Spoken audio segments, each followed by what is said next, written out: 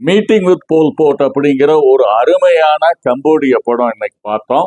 இந்த கம்போடிய படம் போல் போட்டுங்கிற ஒரு புரட்சி கூட்டம், போல் போட்டுங்கிற ஒரு புரட்சிக்காரன் 1979 80 வரை இந்த காலகட்டத்தில் கம்போடியாவை ஆட்சி செய்தார்கள்.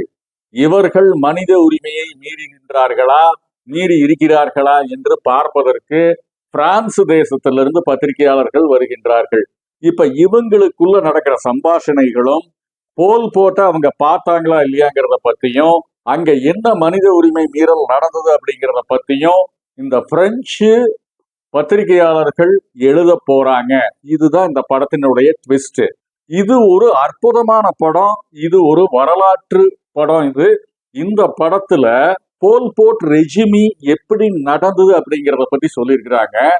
இது எப்படின்னா, அந்த காலகட்டத்துல கம்போடியாவில் இந்த போல் போட் ரெஜிமி நடந்தப்போ வியட்நாம் போய் அங்க அடிச்சு துவம்சம் செய்து அந்த போல் போட் சாம்ராஜ்யத்தை ஒழித்தார்கள் அப்படிங்கிறது தான் நிஜம்.